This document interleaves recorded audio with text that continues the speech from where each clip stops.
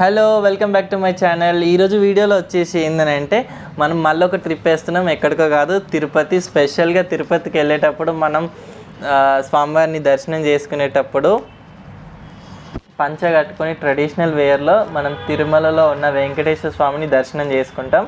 And నేనైతే bag అంతా సర్దుకున్నా. బ్యాగ్లో 2 జతల బట్టలు, పంచ అండ్ ఒక పంచ పైకి ఒక షర్ట్, అండ్ అట్లనే చలికాలం కాబట్టి ఒక జాకెట్, పైకి మఫ్లర్, ఇంకా కోవిడ్ కేసెస్ పెరుగుతున్నాయని ఇన్ఫర్మేషన్ ఉంది కాబట్టి మాస్కులు కూడా కొంచెం బల్క్ అమౌంట్లో పెట్టుకున్నా. అండ్ మాయిశ్చరైజర్స్, ఇంకా స్కిన్ కేర్ ఉండేగా అవన్నీ పెట్టేసుకున్నా.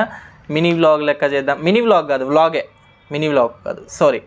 అండ్ తిరుమల వెంకటేశ్వర స్వామి దర్శనము నాకు వైకుంఠ ద్వార దర్శనం అవ్వడం చాలా బ్లెస్డ్ అనిపిస్తుంది. ఎందుకంటే ఇది నా 3rd టైం వైకుంఠ ద్వార దర్శనం ద్వారా వెంకటేశ్వర స్వామిని దర్శనం చేసుకోవడం. అండ్ తిరుపతిలో కొన్ని ప్లేసెస్లో వైకుంఠ ద్వార దర్శనం కోసం టికెట్స్ ఇచ్చారు. వైకుంఠ ద్వార దర్శనం అనేది 23rd నుంచి జనవరి 1 వరకు వైకుంఠ ద్వార దర్శనం పంపించారు. వైకుంఠ ఏకాదశి ఎప్పుడైతే స్టార్ట్ అయిందో, వైకుంఠ ఏకాదశి రోజు నుంచి జనవరి 1 వరకు వైకుంఠ ద్వార దర్శనం ఉంది తిరుమలలో. ఆ దర్శనంకి నాకు టికెట్స్ దొరకడం చాలా బ్లెస్డ్ అనిపిస్తుంది. నాతో పాటు ఇంకో వస్తా అనుకున్నారు కానీ వాళ్ళకి సెట్ అవ్వలేదు. అండ్ నెక్స్ట్ టైం నార్మల్ దర్శనంలో అయినా వాళ్ళతో పోవాలని నేను కోరుకుంటున్నా. And thank you for Venkateswara స్వామికి నా ధన్యవాదాలు చెప్పుకుంటున్నా టికెట్ దొరికినందుకు. ఎందుకంటే లాస్ట్ 2 ఇయర్స్ కూడా వైకుంఠ ద్వార దర్శనానికి వెళ్ళినాను అండ్ నార్మల్ టైంలో కూడా వెళ్ళినాను. వైకుంఠ ద్వార దర్శనంలో వెళ్ళాలని నాకు ప్రతిసారి లాస్ట్ టైం అనుకోకుండానే దొరికింది, అటుపోయిన సరే అనుకోకుండా దొరికింది, ఈసారి కూడా అనుకోకుండానే దొరికింది. ప్రాప్తం ఉంటేనే పోతారని అంటారు కదా, అట్లనే నాకు కూడా జరుగుతుంది. అండ్ వైకుంఠ ద్వార దర్శనంలో నేను పోతున్న సో ఎక్సైట్మెంట్గా ఉంది. స్వామివారిని చూసి one of my favourite God కాబట్టి. అండ్ వైకుంఠ ద్వార దర్శనం అప్పుడు స్పెషల్గా టికెట్స్ ఉన్న వాళ్ళనే దర్శనానికి అలౌ చేస్తున్నారు. పాపం మా ఫ్రెండ్స్ కొంతమంది వెళ్ళి కూడా ఇబ్బంది పడ్డారు టికెట్స్ లేక. నార్మల్ వేరే చుట్టుపక్కల దర్శనాలు చేసుకొని వచ్చేసిరంట. అండ్ వైకుంఠ ద్వార దర్శనం అప్పుడు ఓన్లీ టికెట్స్ ఉన్న వాళ్ళకి అలౌ చేస్తున్నారు. అండ్ తిరుపతిలో కొన్ని ప్లేసెస్లో వైకుంఠ ద్వార దర్శనం టికెట్స్ 22nd నుంచి ఇచ్చిర్రు, అవి ఇప్పుడు అయిపోయినాయి. అండ్ నేను ఇన్ఫర్మేషన్ ముందే ఇద్దామంటే నాకు టికెట్స్కి కొంచెం ఇబ్బంది అయ్యి, టికెట్స్ గురించి కొంచెం ఇబ్బంది అయ్యి నేను ఇన్ఫర్మేషన్ ఇవ్వలేకపోయినా. ఇప్పుడు కొంచెం ఇస్తున్నా. అండ్ నెక్స్ట్ ఇయర్కి ప్లాన్ చేసుకోండి. సారీ, ఏమనుకోకండి. ఏమైనా ఇన్ఫర్మేషన్ కావాలంటే నేను పాస్ చేస్తా. అండ్ కామెంట్ బాక్స్లో కామెంట్లో రూపంలో మీరు నాకు చెప్పండి, నేను ఇన్ఫర్మేషన్ ఇవ్వడానికి ట్రై చేస్తా. అండ్ ఆన్లైన్లో కూడా రిలీజ్ చేసారు వైకుంఠ ద్వార దర్శనం టికెట్స్ 300కి. అట్లా ఎట్లయితుంది వైకుంఠ ద్వార దర్శనం అయితే మొత్తానికి టికెట్స్ ఉంటేనే అలౌ చేస్తారు. మీరు నార్మల్గా కొండపైకి వెళ్ళొచ్చు, చుట్టూన్న ప్రదేశాలు చూడొచ్చు, నో ప్రాబ్లం. కానీ టికెట్ ఉంటేనే దర్శనం, స్వామివారి దర్శనం. ఓన్లీ వైకుంఠ ఏకాదశి నుంచి స్టార్ట్ అయిన వైకుంఠ ద్వార దర్శనం మాత్రం 10 రోజులు. ఆ 10 రోజులకు ఎట్లాంటి టికెట్స్ ఉన్నా అలౌ చేస్తున్నారు. ఓకే, అర్థమైంది కదా. అండ్ నేను వచ్చేసి బెంగళూరులో ఉన్నా. బెంగళూరు నుంచి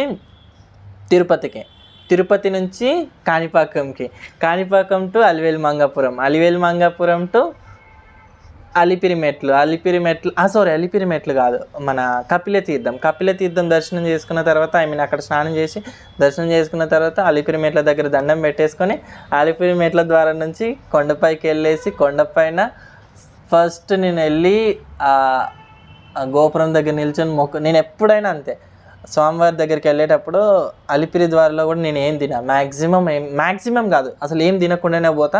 కొండపైకి పోయిన తర్వాత గోపురం దగ్గర దండం పెట్టుకున్న తర్వాతనే నేను ఏమన్నా తింటా. అది నాకు అలవాటు అయింది అట్లా. ఒకవేళ ఇబ్బంది అవుతే నేను ఏమన్నా హెల్ప్ తీసుకుంటా, తినడమో తాగడం అట్లాంటి హెల్ప్ తీసుకుంటా.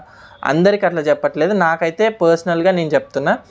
ఎప్పుడు తిరుపతికి వెళ్ళినా అలిపిరి మెట్ల ద్వారా పోయేటప్పుడు నేను ఏం తినకుండా పోతా. అండ్ అది అలవాటు అయిపోయింది నాకు. పోయి గోపురం దగ్గర దర్శనం చేసుకున్న తర్వాత, గోపురంకి దండం పెట్టుకున్న తర్వాత, హారతి తీసుకున్న తర్వాత బయట దీపాలు ముట్టిస్తాడు, అక్కడ ఒక కర్పూరం వెలిగించేసి కోనేరు దగ్గరికి వెళ్ళి పుష్కరిణి దగ్గరికి వెళ్ళి పుష్కరిణిలో స్నానం చేసిన తర్వాత వరాహస్వామి దర్శనం అయిపోయిన తర్వాత వెంకటేశ్వర స్వామి దర్శనం చేసుకున్న తర్వాత తరిగొండ వేంగబామ అన్నప్రసాద కేంద్రంలో ఫుడ్ తినేసి ఆ ప్రసాదం స్వీకరించిన తర్వాత లాకర్స్ దగ్గరికి వెళ్ళి లాకర్లో ముందే వెళ్తా, లేకపోతే దర్శనం అయిపోయిన తర్వాత నేను వెళ్తా. ఎందుకంటే లగేజ్కి మనకు తిరుపతిలో ఎక్కడ పోయినా సెక్యూరిటీ ఉంటుంది, దాని గురించి ఎట్లాంటి భయం అవసరం లేదు. నేను ఒక్కని పోతున్నా కాబట్టి రూమ్ అక్కడ కొండపైన దొరకదు, అంటే కొండ కింద మనం చూసుకోవాలన్నా ప్రైవేట్ రూమ్సే.